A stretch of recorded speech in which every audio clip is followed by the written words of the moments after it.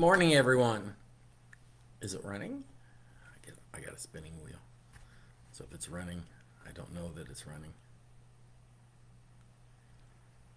There we go. Now it finally says it's actually running. Good morning, everyone. It is time for our daily lectionary reading for Thursday, June 17th. Today we have for you, and we're starting a new psalm reading, Psalm 9, verses 9 to 20. We're continuing our semi-continuous look through First Samuel with chapter 16, 14 to 23. And then our New Testament reading today is Acts 21 to 16. So let's just jump right in.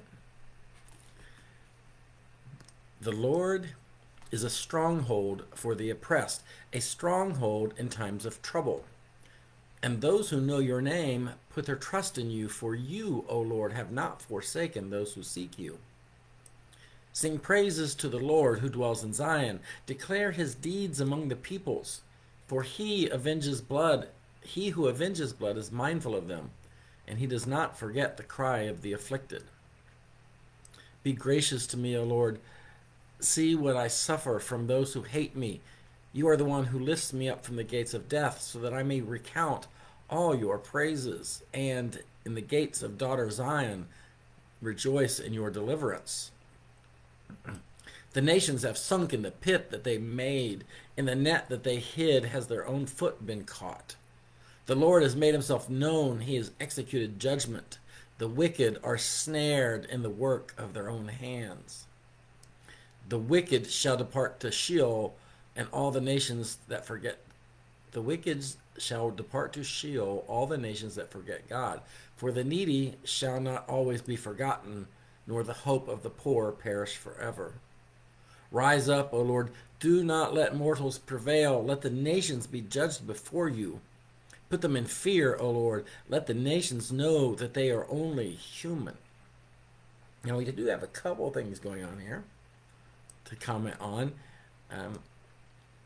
When they talk about Zion and dwelling in Zion or the gates of Zion, that's another name they're using for Jerusalem, the holy city.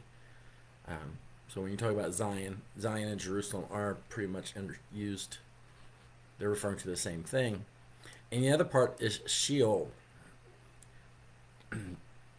The concept of what happens when we die, you can see the development through the Old and New Testaments, the development in the thought and the theology of it. And we have to kind of really be careful to how much we read into it. The Hebrew version of the Old Testament talks about Sheol, and that is simply a place where everyone goes when they die. It is not a place where the good go. It's not a place where the bad go. It's just the place where you go when you die. Now, when they translated the Hebrew Old Testament into Greek for the Septuagint, the Greeks had a different version of what happens when you die. So they translated, instead of Sheol, they put Hades in there. And in Greek mythology, in the Greek vision of the afterlife, Hades was essentially the same thing. Most people, when they died, went to Hades. There might have been a very select few who were taken up, more like the demigods, like Hercules, who would get to go to Olympus. But for the most part, pretty much everyone went to Hades. It was just the realm of the dead. Our modern concept of hell actually owes more to Dante's Inferno than it does a biblical description. But anyway, I digress. Away maybe too far here. Sheol is simply the place you go when you die. So whenever you read that in the Old Testament, that's the common understanding in the Old Testament. Now let's go to our First Samuel reading. 1 Samuel 16, 14 to 23. Now the Spirit of the Lord departed from Saul, and an evil spirit from the Lord tormented him.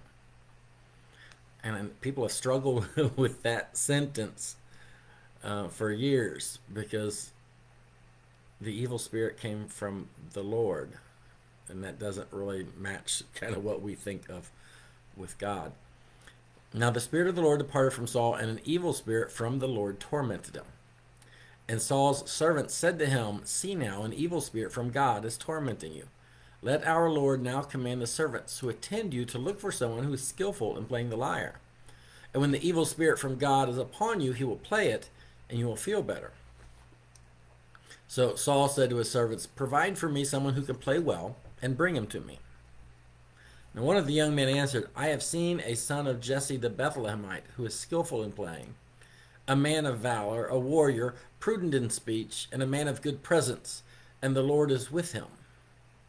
So Saul sent messengers to Jesse and said, "Send me your son David, who is with the sheep." And Jesse took a donkey loaded with bread, a skin of wine, and a kid, that's a goat, by the way, and sent them by his son David to Saul. Yeah, he didn't send him with a child, he sent him with a goat. And David came to Saul and entered his service. And Saul loved him greatly, and he became his armor bearer.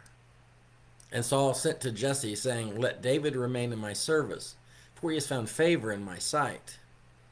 And whenever the evil spirit from God came upon Saul, David took the lyre and played it with his hand, and Saul would be relieved and feel better, and the evil spirit would depart from him. Now, if we're reading it day by day in the lectionary, just these little chunks, it's a little harder to discern.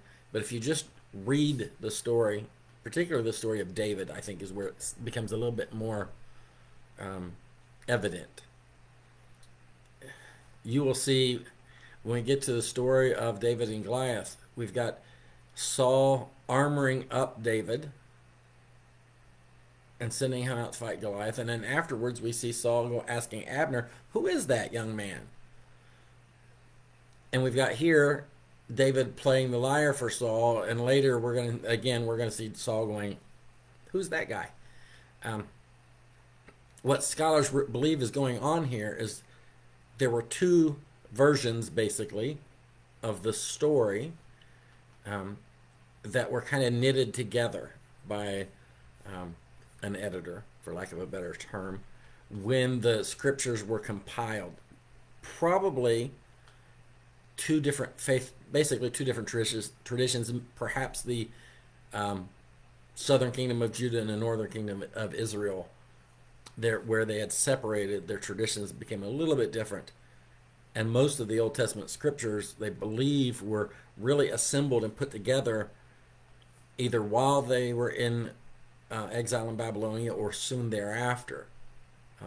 Most think it was during the exile, during that 70 years of exile, as a way to hold on to their traditions, their faith traditions, and their faith. So they took these apparently two slightly different versions and kind of wove them together. So there are times it seems to contradict itself. It's like, why would he ask who he is if he already knew who he was? And that is just the way they wove those two together. It's really kind of interesting to really kind of dig into that if you're kind of a Bible nerd like me. But just if it seems confusing as you're reading through it and you're going, wait a minute, that's why. There were two traditions that were compiled into one when they took what is mostly oral traditions and writing them down, but also somewhat combining things. We have this going on throughout the Old Testament, where these different traditions are pieced together, they're woven together. Genesis has I think it's 4 is the common consensus versions that we're weaving in and out. All right, and that's enough of Samuel for them today. Let's go to Acts 20:1-6. Paul goes to Macedonia and Greece. After the uproar had ceased, Paul sent for the disciples, and after encouraging them and saying farewell, he left for Macedonia. What uproar? Paul was in Ephesus. Oh, the riot in Ephesus. That's right. The riot in Ephesus. I forgot about that. See, it's the problem when you just read it in chunks like this. You always need to kind of look to see what's coming, where it fits in context. So after the uproar of the riot had ceased, Paul sent for the disciples, and after encouraging them and saying farewell, he left for Macedonia. When he had gone through those regions and had given the believers much encouragement, he came to Greece, where he stayed for 3 months. He was about to set sail for Syria when a plot was made against him by the Jews. Wait a minute, am I in the right place?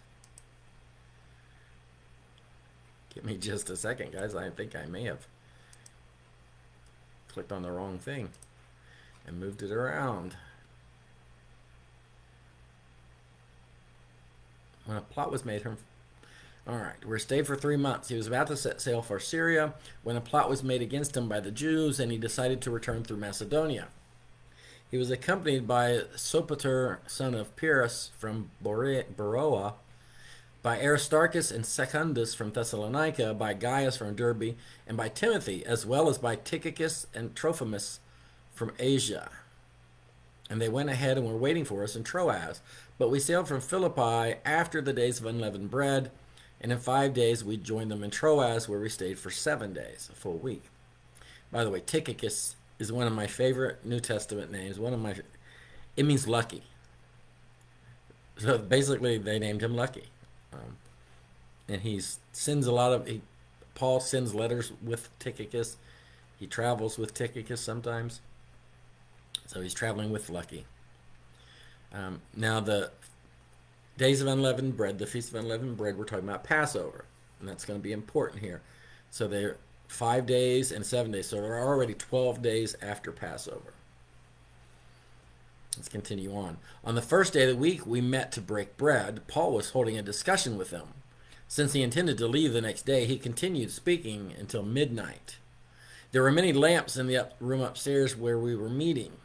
A young man named Eutychus, who was sitting in the window, began to sink off into a deep sleep while Paul talked still longer.